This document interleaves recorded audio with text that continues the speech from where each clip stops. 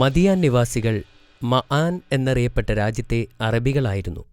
ഈ മആൻ പിൽക്കാലത്ത് സിറിയ എന്നാണ് അറിയപ്പെട്ടത്. അള്ളാഹുവിനെ വിശ്വസിക്കാൻ താൽപ്പര്യമില്ലാത്ത ഒരു പറ്റം അത്യാഗ്രഹികളായ ആളുകൾ താമസിച്ചിരുന്ന സ്ഥലമായിരുന്നു അത്. അവരുടേത് വളരെ ദുഷിച്ച ഒരു ജീവിതശൈലിയുമായിരുന്നു. അവിടുത്തെ ആളുകളെല്ലാം കള്ളന്മാരും കൊള്ളക്കാരുമായിരുന്നു. അവരുടെ നാടുകളിലൂടെ കടന്നു പോകുന്ന ഏതൊരാളെയും അവർ കൊള്ളയടിക്കുമായിരുന്നു. അവിടെയുള്ളവർ മിക്കവരും കച്ചവടക്കാരായിരുന്നു. അവർ അളവുകളിൽ കൃത്രിമം വരുത്തി സാധനങ്ങൾ വിൽക്കുമായിരുന്നു. മറ്റുള്ളവരെ പറ്റിച്ചും വഞ്ചിച്ചും അവർ ജീവിച്ചു പോന്നു. അള്ളാഹുവിനെ ആരാധിക്കാതെ അവർ ഒരു മരത്തെ ആരാധിച്ചിരുന്നു. അർഹതയില്ലാത്ത ദൈവങ്ങളെ അവർ വിളിച്ചു പ്രാർത്ഥിച്ചു. അപ്പോഴാണ് അള്ളാഹു ഷുഹൈബ് നബിയെ ഇസ്ലാം പ്രചരണത്തിനായി അവരിലേക്ക് അയച്ചത്. ഹസ്രത്ത് ഷുഐബ് നബി അലൈഹിസ്സലാം അവരോട് അള്ളാഹുവിലേക്ക് മടങ്ങാൻ ആവശ്യപ്പെട്ടു. അള്ളാഹുവിൻ്റെ വരദാനങ്ങൾ ഓർക്കാനും അള്ളാഹുവിൻ്റെ ശിക്ഷയെ ഭയപ്പെടാനും അപേക്ഷിച്ചു.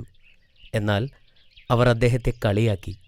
അവർ പറഞ്ഞു, നിനക്ക് ഞങ്ങൾ നിന്റെ ദൈവത്തെ ആരാധിക്കണമെന്നാണോ? ഞങ്ങളുടെ പൂർവികർ ആരാധിച്ചിരുന്ന ദൈവങ്ങളെ വിട്ടുകളയണമെന്നാണോ നീ പറയുന്നത്? ഞങ്ങൾ നല്ലതുപോലെ കച്ചവടം നടത്തണം എന്നാണോ? അതെ, ഷുഐബ് നബി അവരോട് പറഞ്ഞു. അത് നടക്കില്ല എന്ന് അവരും തറപ്പിച്ചു പറഞ്ഞു. നിങ്ങൾക്ക് ഇത്രയും പ്രായമായതുകൊണ്ടും നിങ്ങൾക്ക് മക്കളുള്ളതുകൊണ്ടും മാത്രമാണ് നിങ്ങളെ ഞങ്ങൾ കല്ലെറിഞ്ഞ് കൊല്ലാതെ വിടുന്നത് എന്നവർ നബിയെ ഭീഷണിപ്പെടുത്തി. ഷുഐബ് നബി ഈ ഭീഷണികളൊന്നും വകവച്ചില്ല. അദ്ദേഹത്തിൻ്റെ ദൗത്യം തുടർന്നുകൊണ്ടേയിരുന്നു. അദ്ദേഹം ആളുകളോട് സത്യത്തെ വെറുത്തിട്ട് കാര്യമില്ലെന്നും ദൈവത്തിൻ്റെ വിളിയെ നിഷേധിക്കരുത് എന്നും പറഞ്ഞു. മദിയാൻ നിവാസികൾ അവരുടെ നഗരത്തിലൂടെ കടന്നു പോകുന്നവരുടെ കയ്യിൽ നിന്നും പൈസ പിരിക്കാറുണ്ടായിരുന്നു. ഷുഐബ് നബി അവരോട് സത്യസന്ധമായ രീതിയിൽ ജീവിക്കാൻ ആവുന്ന വിധമെല്ലാം പറഞ്ഞു നോക്കി. ആരും കേട്ടില്ലെന്ന് മാത്രമല്ല, അവർ അവരുടെ ദുഷിച്ച ജീവിത രീതിയിൽ തുടർന്നു പോന്നു. എന്നിട്ടും അദ്ദേഹം പ്രതീക്ഷ കൈവെടിഞ്ഞില്ല. അദ്ദേഹം രാപ്പകലില്ലാതെ പ്രയത്നിച്ചു. ഈ ചെയ്യുന്നതെല്ലാം അവരുടെ നല്ലതിനാണെന്ന് അവരെ മനസ്സിലാക്കാൻ അദ്ദേഹം ഒരുപാട് ശ്രമിച്ചു. അധികം വൈകാതെ അവിശ്വാസികളുടെ ക്ഷമ നശിക്കാൻ തുടങ്ങി. അവർ ഷുഐബ് നബിയുടെയും വിശ്വാസികളുടെയും വസ്തുവകകൾ പിടിച്ചുവാങ്ങി. അവയെല്ലാം നഗരത്തിന് പുറത്തു കൊണ്ടുപോയി വലിച്ചെറിഞ്ഞു. ഇത്രയുമായപ്പോൾ നബിക്ക് തൻ്റെ എല്ലാ പ്രതീക്ഷകളും നഷ്ടപ്പെട്ടു. അദ്ദേഹം സഹായത്തിനായി അള്ളാഹുവിനെ വിളിച്ചു. അള്ളാഹു സഹായം ഉറപ്പു നൽകി. അങ്ങനെ അവർക്ക് വേണ്ടിയുള്ള ശിക്ഷയുടെ ദിവസമായി. അള്ളാഹു സൂര്യനെ താങ്ങാവുന്നതിലും അധികം ചൂടുള്ളതാക്കി. ആ ചൂടുള്ള കാലാവസ്ഥ 7 ദിവസം നീണ്ടുനിന്നു.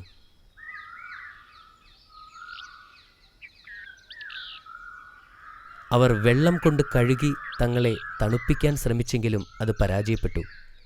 7 ദിവസം അവർ വല്ലാതെ കഷ്ടപ്പെട്ടു. കിണറെല്ലാം വറ്റി വരണ്ടു. ചെടികളെല്ലാം ഉണങ്ങിക്കരിഞ്ഞു. പിന്നീട് അള്ളാഹു കറുത്തിരുണ്ട മേഘങ്ങൾ അവിടേക്ക് അയച്ചു.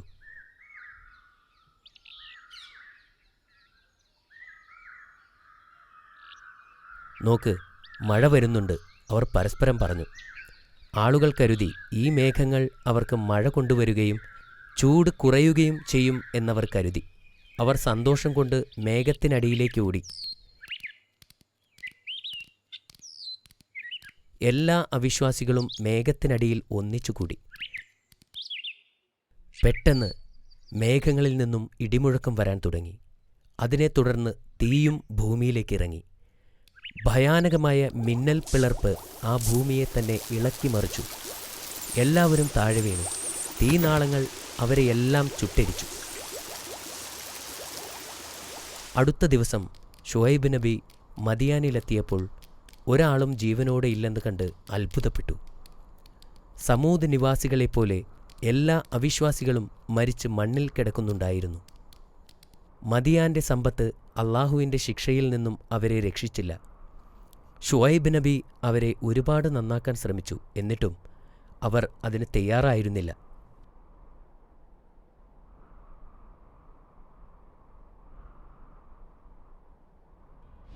മാഷാ അല്ലാ, ഇന്നത്തെ കഥ വളരെ നല്ലതാണ്.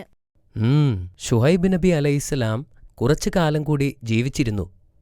നിനക്കറിയില്ലേ ആരാണ് മൂസാ നബിക്ക് ഈജിപ്തിൽ നിന്നും രക്ഷപ്പെട്ടു വരുമ്പോൾ അഭയം നൽകി സഹായിച്ചതെന്ന്? ഹേ? എനിക്കറിയില്ല. അതും കൂടെ പറഞ്ഞു തരുമോ? All right.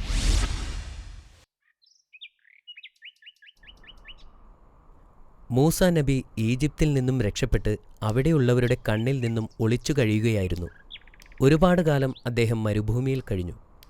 ഒടുവിൽ അദ്ദേഹം മദിയാനിലെത്തി. അദ്ദേഹം വളരെ ദാഹിച്ചു വലഞ്ഞാണ് എത്തിയത്.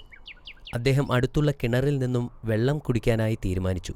പക്ഷേ കിണറിനടുത്തെത്തിയപ്പോൾ അവിടെ ഒരുപാട് ആളുകളുണ്ടായിരുന്നു.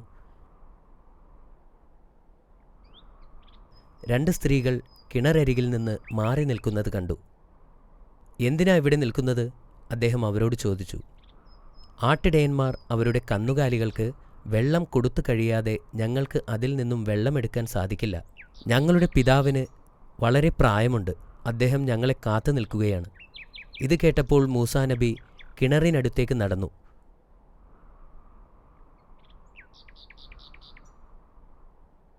അദ്ദേഹം നടന്നു ചെന്നപ്പോൾ ആളുകളെല്ലാം മൂസാ നബിക്ക് വഴിയൊരുക്കി.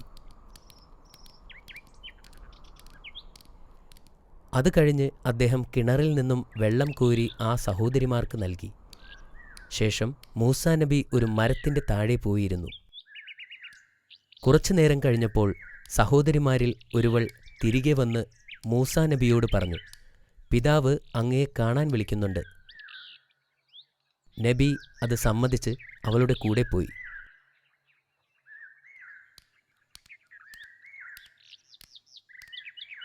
അങ്ങനെ മൂസാ നബിയും ഷുഐബ് നബിയും കണ്ടുമുട്ടി. തുടർന്ന് മൂസാ നബി തൻ്റെ കഥ അദ്ദേഹത്തോട് പറഞ്ഞു. നീ നിന്റെ എതിരാളികളിൽ നിന്നും സ്വാതന്ത്ര്യം നേടിയിരിക്കുന്നു, ഷുഐബ് നബി പറഞ്ഞു. ശക്തിമാനും വിശ്വാസയോഗ്യനുമായ മൂസാ നബിയെ അവരുടെ കൂടെ നിർത്തുന്നതിനെപ്പറ്റി ഒരു പെൺകുട്ടി പിതാവിനോട് നിർദ്ദേശിച്ചു. നിങ്ങൾ അദ്ദേഹത്തിൻ്റെ ശക്തി മനസ്സിലാക്കി. അദ്ദേഹം വിശ്വസ്തനാണെന്ന് എങ്ങനെ അറിയാൻ സാധിക്കും? അവൾ മറുപടി പറഞ്ഞു, ഇങ്ങോട്ട് വരുമ്പോൾ അദ്ദേഹം ഞങ്ങളോട് പിന്നിൽ നടക്കാൻ ആവശ്യപ്പെട്ടു. കാരണം ആണുങ്ങൾ സ്ത്രീകളെ നോക്കുന്നത് ശരിയല്ലെന്ന് അദ്ദേഹം ഞങ്ങളോട് പറഞ്ഞിരുന്നു. ഇത് കേട്ട് ഷുഐബ് നബിക്ക് വളരെയധികം സന്തോഷമായി. അദ്ദേഹം പറഞ്ഞു, നിന്നെ എൻ്റെ ഒരു മകളുമായി വിവാഹം കഴിപ്പിക്കാൻ ഞാൻ ആഗ്രഹിക്കുന്നു. പക്ഷേ നീ 8 വർഷം എൻ്റെ ആടുമാടുകളെ നോക്കിക്കൊള്ളാം എന്ന നിബന്ധനയിൽ മാത്രം. മൂസാ നബി അത് സമ്മതിക്കുകയും സാറയെ വിവാഹം കഴിക്കുകയും ചെയ്തു.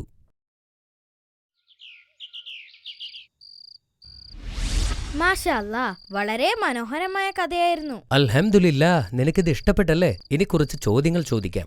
നീ തയ്യാറാണോ അമീർ? തയ്യാറാണ്. എങ്കിലിതാ നിനക്കുള്ള ആദ്യത്തെ ചോദ്യം. മദിയൻ നിവാസികൾ ചെയ്തിരുന്ന പാപങ്ങൾ എന്തൊക്കെ? അവർ അളവുകളിൽ മായം കാണിക്കാറുണ്ടായിരുന്നു. ശരിയല്ലേ ബാബ? അതെ, അത് ശരിയാണ്. ബാക്കിയുള്ള പാപങ്ങൾ എന്തൊക്കെയായിരുന്നു? മോഷണവും അവിശ്വാസവുമായിരുന്നു ബാക്കിയുള്ള പാപങ്ങൾ. ദാറ്റ്സ് വെരി ഗുഡ് അമീർ. എങ്ങനെയാണ് അള്ളാഹു മദിയൻ നിവാസികളെ ശിക്ഷിച്ചത്? അള്ളാഹു ആദ്യം ചുട്ടരിക്കുന്ന ചൂട് കാലാവസ്ഥ ഉണ്ടാക്കി. അത് 7 ദിവസം നീണ്ടു.